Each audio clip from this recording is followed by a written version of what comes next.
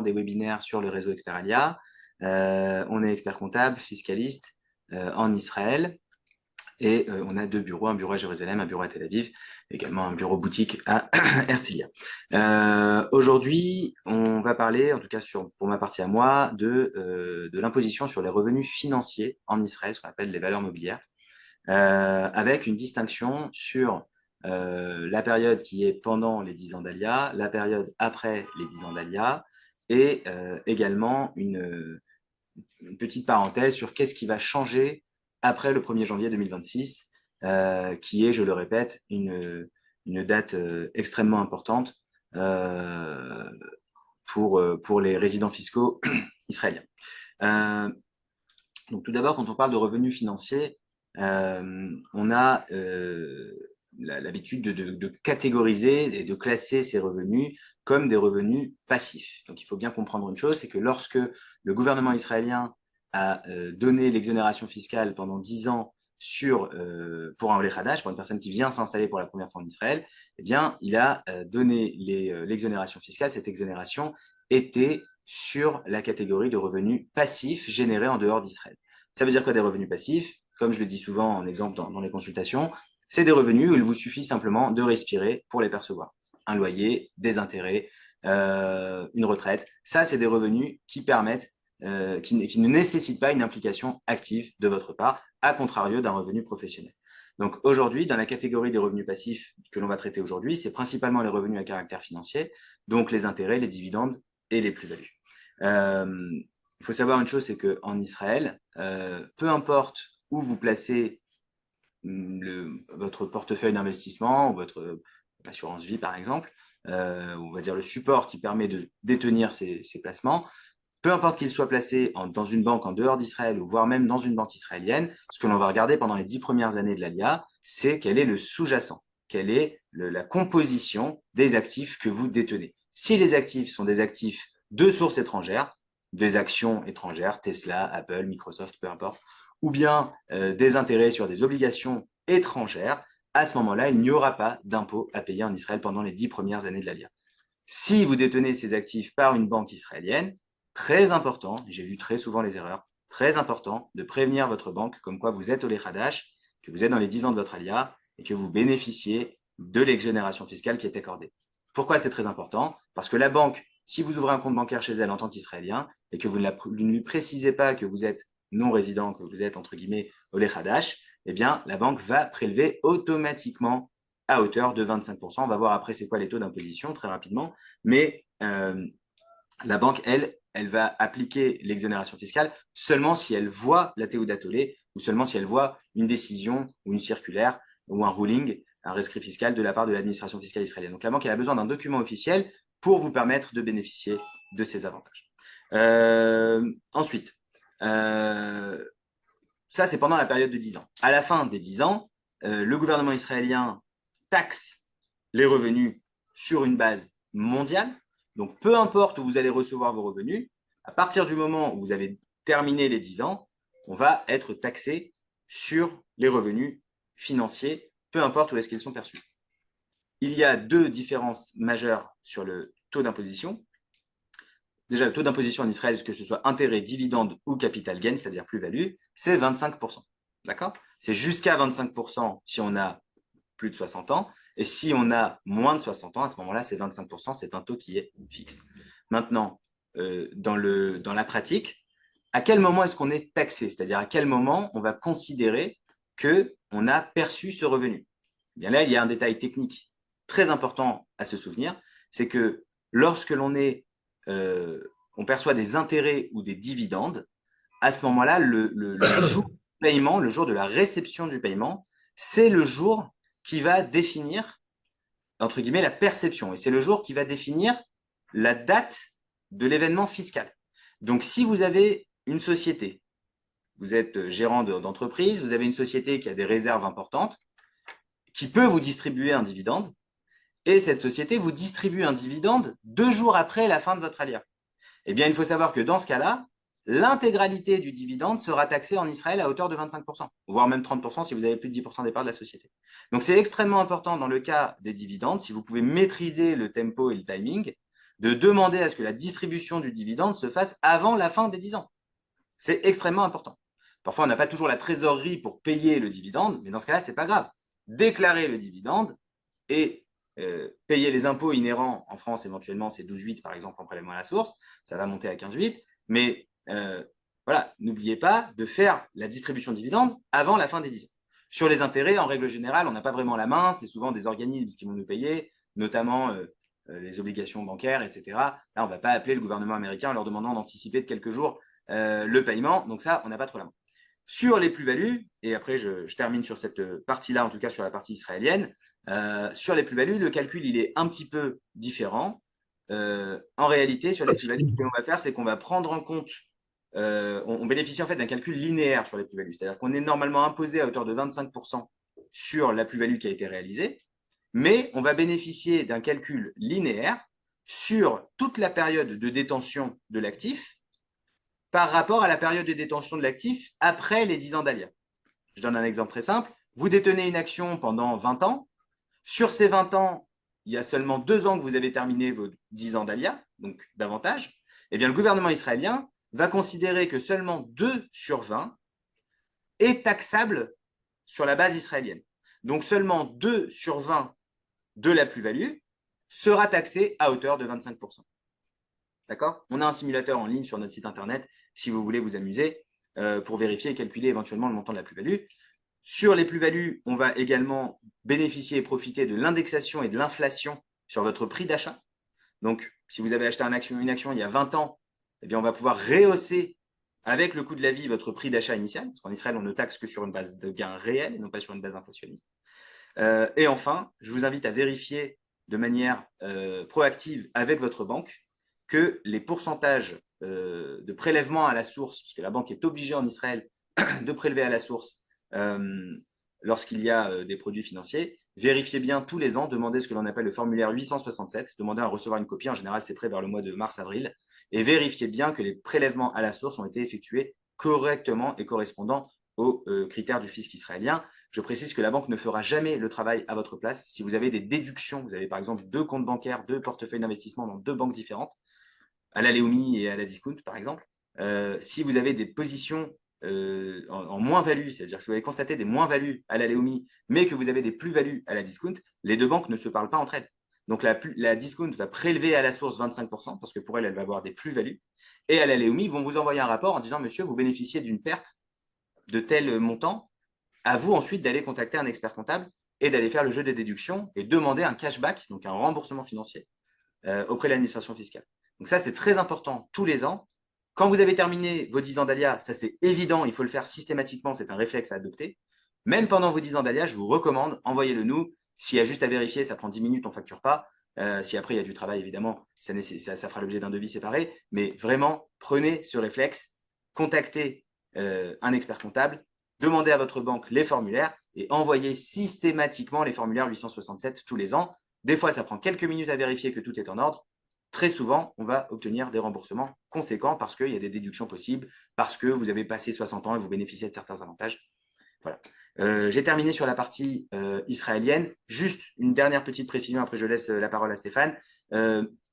Pendant les 10 premières années de l'ALIA, une question revient très souvent, parce que la plupart des gens que l'on accompagne viennent de France, et en France, toute personne a l'habitude de faire une déclaration de revenus annuelle. Tout le monde va déclarer ses revenus. Mais en Israël, ce n'est pas le cas. En Israël, c'est seulement une certaine catégorie de personnes qui doivent déclarer leurs revenus tous les ans. Et donc, je précise que toute personne qui a fait l'ALIA et qui est venue s'installer en Israël avant le 1er janvier 2026, pendant les 10 premières années de l'ALIA, elle ne paye pas d'impôt en Israël, mais également, elle est exemptée de déclaration. Elle n'a même pas besoin d'aller voir l'administration fiscale et de dire j'ai un compte en banque à Pictet ou j'ai une assurance vie au Luxembourg. On est vraiment dans un système à l'aveugle où effectivement, on a une souplesse de la part du gouvernement israélien qui permet pendant les 10 premières années de l'ALIA de ne rien avoir à déclarer. Cette disposition change au 1er janvier 2026, c'est-à-dire qu'elle a déjà changé, mais elle ne prendra effet qu'à partir du 1er janvier 2026.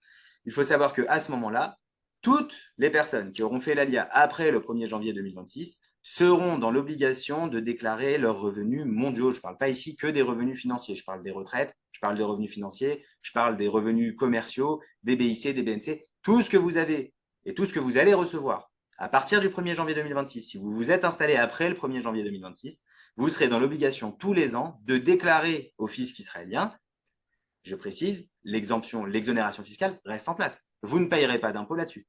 Par contre, vous devrez soumettre un rapport tous les ans à l'administration fiscale israélienne pour leur donner la possibilité de venir contrôler si réellement les revenus que vous appelez passifs ou exonérés sont réellement des revenus qui bénéficient de l'exonération fiscale pendant les 10 ans. Donc, c'est un changement majeur. Préparez-vous dès maintenant. Si vous comptez faire votre alia, parce qu'on est quand même sur le réseau Expert Alia, je pense qu'il y en a 2-3 quand même qui doivent avoir ça dans un coin de la tête. Eh bien, n'oubliez pas que vous devez anticiper. Si vous quittez Marseille, par exemple, et que vous souhaitez venir habiter en Israël, eh bien, n'oubliez pas de le faire avant le 1er janvier 2026. Si vous le faites après, ce n'est pas perdu, c'est juste que vous aurez une charge administrative beaucoup plus lourde tous les ans. Je passe la balle à Stéphane. Allez, merci. Avec plaisir. C'était rapide et précis. Alors, je partage mon écran. Je vais partager celui-là. Voilà. Eh bien, allons-y. Ah, voilà. On est sur ton mail là, Stéphane. Ah voilà, super. Non, non, non, non, voilà. Donc, dans un premier temps, moi, j'ai beaucoup parlé d'assurance vie, un tout petit peu de droit de succession pour les non-résidents et surtout de l'assurance vie luxembourgeoise, parce que je pense qu'il y a quelques avantages assez importants. Alors, évidemment, il est important de s'interroger sur certaines conséquences fiscales de votre délocalisation. La position du fisc français est importante. Sont toujours imposés en France ou seront toujours imposés en France selon le barème des droits de succession, le barème, le patrimoine foncier et les actifs liquides figurant encore sur des comptes bancaires ou des contrats d'assurance vie en France. Mais il y a aussi la possibilité d'ouvrir une succession sur la totalité du patrimoine mondial si les héritiers sont résidents français.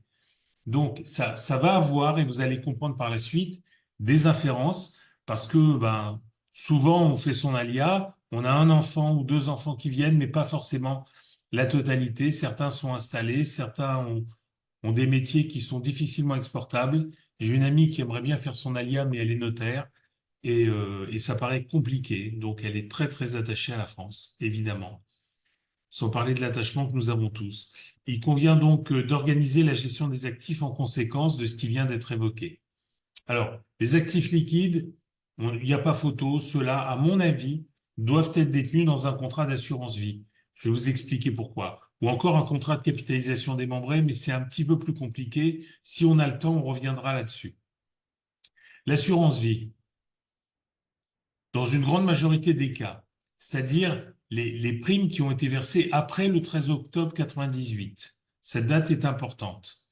Et avant l'âge de 70 ans, eh bien, tous ces capitaux sont transmis aux bénéficiaires désignés en application de l'article 990I du CGI, que voilà, qui n'est pas si compliqué. On a une exonération de 152 500 € par bénéficiaire, tout contrat confondu. Entre 152 500 € et 852 500 €, on a une taxation de 20% par bénéficiaire, je précise. Et lorsqu'on dépasse les 852 500 € par bénéficiaire, on a une tranche qui est taxée à 31,25. Attention, c'est une progression de l'impôt. Ça veut dire qu'on est bien exonéré sur les premiers 152 500 €. On paye bien 20% entre 152 500 et 852 500, et on ne paye 31,25 que sur la partie qui dépasse 852 500. Bon, s'il y avait des contrats souscrits avant 98, en général, je les laisse. Parce qu'il y a une exonération de droits et de prélèvements, quel que soit l'âge de l'assuré, au moment des versements. Donc les vieux contrats, ceux qui rapportent pas beaucoup, mais quand même qui ont été souscrits et qui permettent de transmettre totalement, en exonération totale, sans se poser la question de combien je transmets, ceux-là, on n'a pas de problème. Il y a quand même aussi un avantage sur le versement de contrats d'assurance vie après 70 ans, puisque là, on est dans l'article 757B du CGI, et on a une exonération de 30 500 euros qui est totalement négligeable, vous pouvez l'oublier. On a une taxation des primes, donc moins 30 500 euros qui vont subir un jour ou l'autre des droits de succession. Mais par contre, et c'est important, j'aurais dû le mettre même un petit peu plus grand, les intérêts sont exonérés. Voilà, donc on a certains mécanismes qui font que quand on a plus de 70 ans et qu'on a plusieurs autres contrats, eh bien, dans la mesure où les intérêts sont exonérés sur les contrats souscrits après 70 ans, on a tendance à ne pas retirer d'argent sur ces contrats et à en retirer plutôt sur les autres. De telle manière que si on a mis 300 000 euros et qu'on retrouve 500 000 euros au moment du décès, bah, globalement, il y a 200 000 euros qui seront totalement exonérés. Alors, je vous montre quand même en France les droits de succession en ligne directe. Vous avez des tranches, mais ridiculement petites. Jusqu'à 8 072 euros, on est taxé à 5%. Entre 8 000 et 12 000, 10%. Bon, enfin, vous avez compris.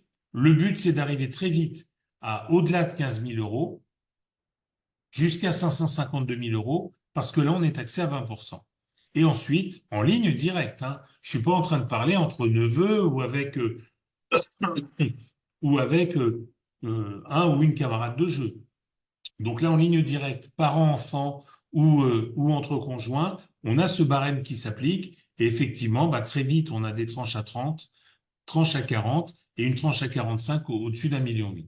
Donc, vous voyez bien pourquoi je vous ai présenté ce tableau. C'est pour que vous compreniez qu'en assurance vie, on est à 0 sur un bout, on est à 20% effectivement sur une très grande partie de ce qu'on transmet.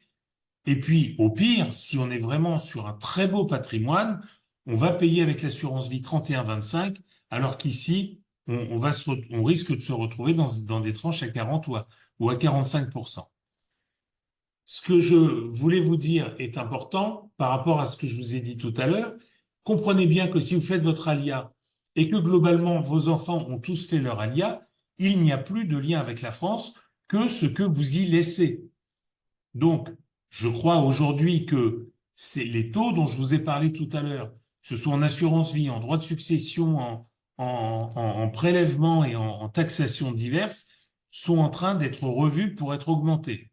Donc, ce que je pensais déjà il y a 4 ans, 5 ans, 3 ans, etc., est encore amplifié aujourd'hui par le fait et une situation où la France est dans une sale situation financièrement parlant, et globalement, on cherche à augmenter les impôts par tous les moyens possibles pour combler les déficits qui ont été accumulés autour de ces 3 ou 4 dernières années. Je précise aussi que, je profite, Stéphane, Je t'en en prie. Israël, il n'y a pas d'impôt sur la succession, il n'y a pas d'impôt sur les donations. Et malgré l'urgence du budget 2025, ces éléments-là ne sont absolument pas remontés à la surface. Donc, j'encourage toutes les personnes qui ont quitté la France, eux et leurs enfants, à ne pas laisser de boulet en France, parce que si l'active reste en France, vous pouvez être là depuis 20 ans, les enfants aussi. Il y aura un impôt sur la succession à payer en France selon les barèmes présentés par Stéphane. Donc n'oubliez pas, quand vous venez en Israël, euh, bénéficiez également de l'absence d'impôt sur les successions et sur les donations. Oui, mais c'est important, la précision que tu viens de faire, parce que euh, trop de gens pensent qu'il y a des droits de succession en France, il n'y en a pas en Israël. Il y en aura en France sur tout ce que vous laissez en France, et malheureusement, si vous avez le bon réflexe de tout prendre avec vous, y compris l'immobilier, il y a quand même la situation des enfants qui seraient restés en France. Donc, le contrat d'assurance vie présente cet avantage de diminuer les droits qu'on devrait payer si on transmet des liquidités à travers un contrat d'assurance vie. On va essayer que ce soit zéro, mais en tout état de cause, on s'adapte aux situations, on essaye de vous apporter la meilleure situation possible ou la meilleure solution. Il y a une instruction fiscale en France du 31 décembre 99 qui nous donne la situation des souscripteurs non résidents. Donc il faut bien comprendre que Vous avez un contrat d'assurance vie en France, vous êtes parti, vous vivez le plus longtemps possible, on vous souhaite longue vie en Israël, mais malheureusement un jour, ça s'arrête. Et au moment du décès, même si vous avez passé 42 ans, 6 mois et 17 jours en Israël, et que votre contrat avait été souscrit en France, il devra subir la fiscalité française alors que vous n'y êtes plus, ce qui est quand même assez illogique. Donc il faut vraiment, vraiment retirer les contrats dans la mesure du possible, retirer une grosse partie des contrats qui sont laissés en France. Bon, l'article 4b, on va passer cette partie-là. Alors, assurance vie, oui, mais où? Donc, Rachel le sait, Nathaniel le sait. En ce qui me concerne, le Luxembourg me semble la partie la plus importante. J'aurai un petit exemple à la fin qui va tout à fait illustrer cela. Donc d'abord, il y a des règles très protectrices pour les souscripteurs d'assurance vie dans les contrats d'assurance vie et contrats de capitalisation luxembourgeois. On appelle ça le triangle de sécurité et le super privilège. En gros, pour que vous compreniez bien, quelle que soit la situation de la compagnie d'assurance, les sommes que vous avez logées dans un contrat d'assurance vie luxembourgeois ou dans une compagnie luxembourgeoise ne sont pas amalgamées au compte de la compagnie d'assurance. Donc, en aucun cas, je dis bien en aucun cas, vous ne pouvez, parce qu'il y a cette séparation, un espèce de mur, enfin le mur a été poreux le 7 octobre, malheureusement, euh, mais un mur absolument indestructible dans la constitution luxembourgeoise entre les actifs de la compagnie d'assurance et les actifs des clients. Et donc, globalement, vous êtes protégé par la loi au Luxembourg et en dernier recours par le pays, par l'État luxembourgeois. Deuxième chose qui est importante, on est au Luxembourg, c'est leur loi, c'est comme ça, créancier privilégié de premier rang de la compagnie d'assurance. Ça veut dire que la compagnie d'assurance, si elle doit rembourser quelqu'un en premier, c'est vous. Ça paraît logique si vous avez déposé de l'argent, mais sachez qu'en France, on est créancier de rang 6, derrière les organismes sociaux, derrière l'URSSAF, derrière les salaires du personnel de la compagnie d'assurance, derrière les caisses de retraite, les caisses diverses auxquelles on cotise, et derrière le liquidateur judiciaire, ou encore les salariés de l'assureur. Donc globalement, on est en rang 6. Je vais très vite. On a en France quand même un mécanisme de solidarité avec une garantie de 70 000 euros. On est en train de parler de tout petits contrats d'assurance. Donc vous avez 500 000 euros sur un contrat d'assurance. Si jamais ça allait mal un jour, pour cette compagnie d'assurance, sachez qu'il y a une garantie de 70 000 euros. Les placements au Luxembourg, je suis passé un peu vite, sont garantis de manière illimitée. En banque, en France et en Europe, vous avez une garantie de 100 000 euros par personne. Donc, sur des actifs déposés sur des comptes bancaires, vous avez une garantie de 100 000 euros. Sur un contrat d'assurance vie de droit français, vous avez une garantie de 70 000 euros. Et au Luxembourg, on a un montant illimité garanti par l'État luxembourgeois. Mais ce que je préfère, moi, c'est vous expliquer le mécanisme. Donc, l'État luxembourgeois, c'est en dernier recours. Le mécanisme est simple, c'est un triangle. Et vous voyez dans ce triangle, en haut, on a l'État luxembourgeois, le commissariat aux assurances. On a sur un angle de ce triangle un assureur. Et enfin, on a une banque dépositaire. Au Luxembourg, les sommes ne peuvent pas être logées chez un assureur. L'assureur, lui, il émet simplement le contrat. Les sommes, elles sont déposées dans la banque dépositaire. Et donc, effectivement, vous comprenez bien que si à un moment donné, l'assureur éprouve des difficultés, le commissariat aux assurances va demander de transférer les assurances, alors les assurances de Stéphane Teboul, puisque je suis là, sur un autre assureur qui, lui, n'est pas en difficulté. Et donc, effectivement, il n'y aura aucune perte, on gardera la date d'ouverture, on gardera le contrat. Votre argent, lui, il est toujours dans la banque dépositaire, il n'a pas bougé. C'est la différence fondamentale par rapport à la France. Mais on peut aussi avoir une banque dépositaire qui a des difficultés, une banque qui dépose le bilan.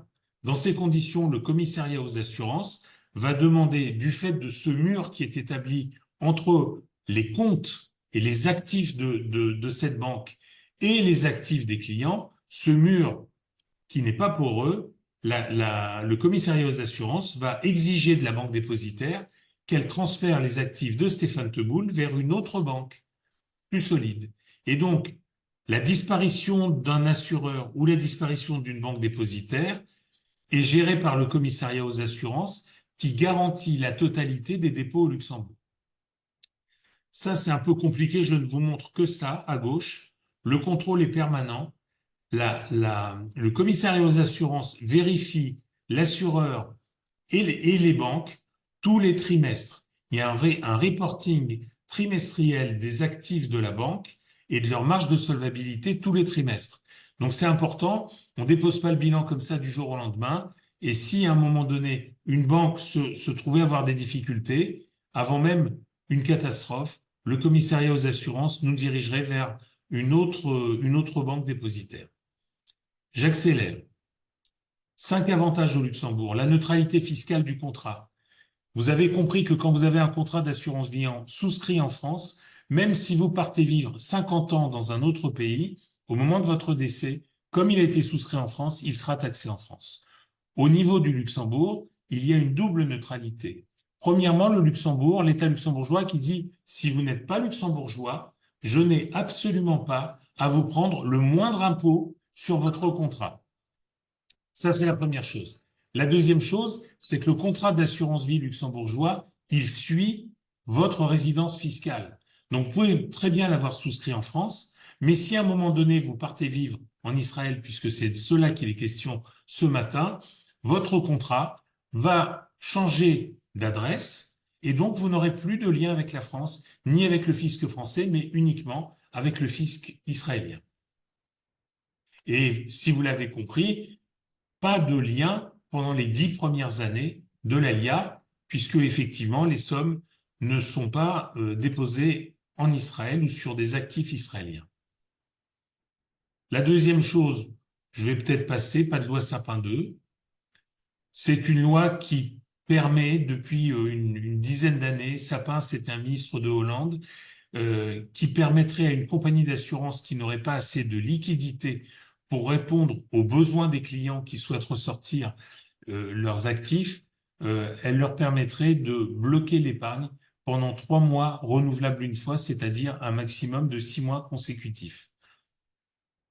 Je vous rassure, les compagnies d'assurance françaises sont solides, n'ont pas de problème, mais c'est vrai qu'elles portent dans les fonds en euros beaucoup de dettes françaises et on se demande comment on va arriver à la rembourser. Voilà, donc ça commence à sentir le roussi. Pas à 1 an ou 2 ans, mais je ne serais pas sûr de moi à échéance 10, 15 ou 20 ans. La sécurité, on en a suffisamment parlé. Si vous vous rappelez simplement du triangle de sécurité, eh ben, ça sera déjà bien pour aujourd'hui parce que c'est la chose la plus importante en termes de sécurité. Important, en France, vos actifs sont libellés en euros, vous avez des euros. Au Luxembourg, comme on a une clientèle internationale, on peut on peut avoir une partie de son contrat en euros, en dollars, en francs suisses ou en livres sterling. Pour le moment, il y a pas de shekel, mais il y a 4 devises relativement importantes et on peut effectivement, il peut être de bon ton par moment d'avoir un peu plus de dollars que d'euros. Je ne suis pas en train de vous diriger vers cela, mais de vous dire que ça existe. Et enfin, le placement sur mesure. Dans un contrat d'assurance vie franco-français, vous avez la banque qui va vous dire il y a 4, 5, 8, 12, 15, 50 fonds. Dans un bon contrat d'assurance multi-support et multi-gestionnaire, vous trouverez plein de gestionnaires pour à peu près 800, 1000, 1200 fonds, ce qui nous laisse le choix déjà dans ces contrats d'assurance vie français que je vends depuis une trentaine d'années ou que je propose à mes clients d'avoir une répartition de qualité. Mais pour autant, au Luxembourg, on peut tout faire. Rappelez-vous, votre argent n'est pas dans une compagnie d'assurance, il est logé dans une banque. Et à une banque, on peut lui dire de tout acheter, y compris des titres vifs, y compris des OPCVM. Et donc, globalement, là où on est limité sur les meilleurs contrats franco-français à 1200 fonds, on doit en avoir à peu près 100 000 dans les contrats luxembourgeois, plus les titres vifs, plus de l'immobilier, plus tout ce qu'on souhaite. Maintenant, voilà, j'ai un petit exemple. Monsieur et Madame Dahan sont mariés sous le régime de la communauté réduite aux acquets et ont 3 enfants. Ils ont des biens immobiliers de 2 millions d'euros et ils détiennent un patrimoine mobilier, donc là 2 millions, et un patrimoine mobilier, donc des valeurs mobilières liquides d'à peu près 1 million d'assurance vie en PEA, assurance vie, compte à terme, etc. Et ils vivent désormais en Israël depuis le 1er octobre 2024.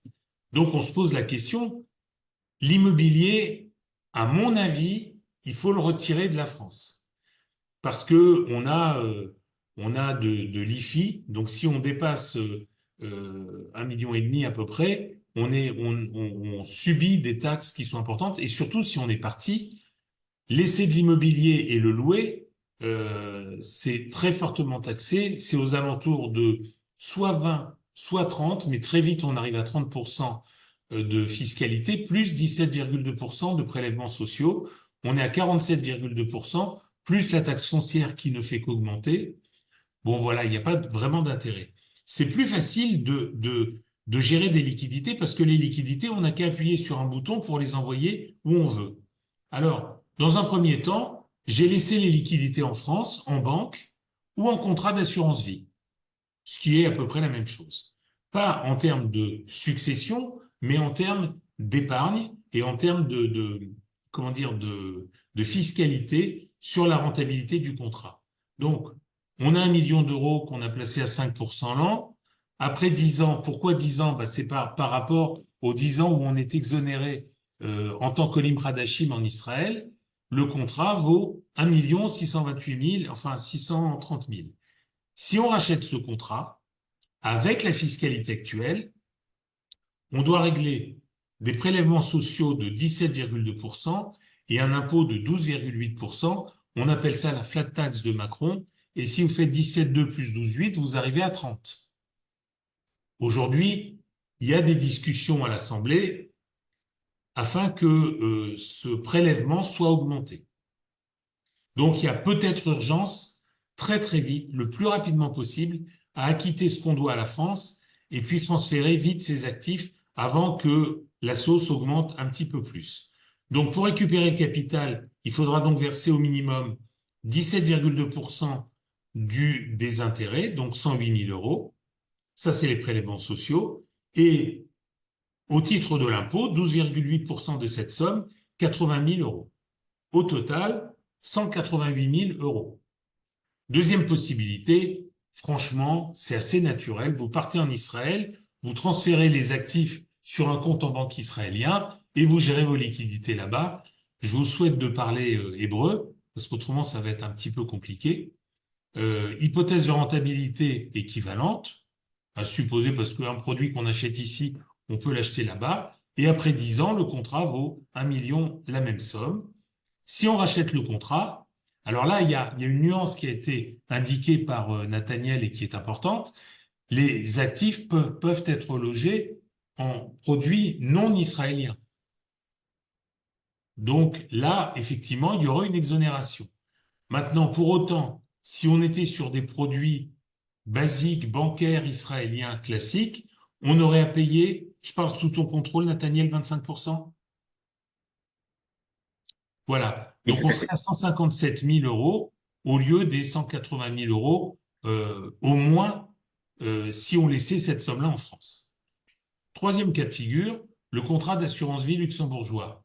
Pendant les 10 premières années de l'ALIA, vous l'avez compris, l'OLIM est exonéré de tout impôt sur des revenus non israéliens et de toute taxe. Donc, le contrat d'assurance vie est totalement exonéré. Et du côté israélien, et évidemment du côté français, puisque vous n'avez plus de lien avec la France, vous êtes résident fiscal israélien et votre argent n'est plus en France. Donc, à quel titre le ministère des Finances de Bercy viendrait vous demander le moindre impôt sur ces sommes qui sont au Luxembourg? Voilà, c'est QFD. Je pense que en termes de simplicité, en termes de taxation, il est évident qu'il faut que les sommes soient je crois, hors de France, qu'elles soient en Israël ou qu'elles soient au Luxembourg, mais en termes de succession, si elles sont au Luxembourg, elles seront exonérées autant que si elles étaient en Israël, sauf si on a encore des enfants ou des... Alors, c'est idiot pour moi de dire des enfants, c'est des bénéficiaires de contrats d'assurance vie, parce que ça peut être des enfants, ça peut être des petits-enfants, c'est toute personne qu'on aurait désignée dans son contrat, et si ces personnes sont encore en France, il y aura taxation, donc il vaut mieux, plutôt que le barème des droits de succession que vous avez vu tout à l'heure, adopter le barème de l'article 996 du contrat d'assurance vie. Je me tais et je suis ouvert à toutes les questions, et Nathaniel aussi pour la partie israélienne.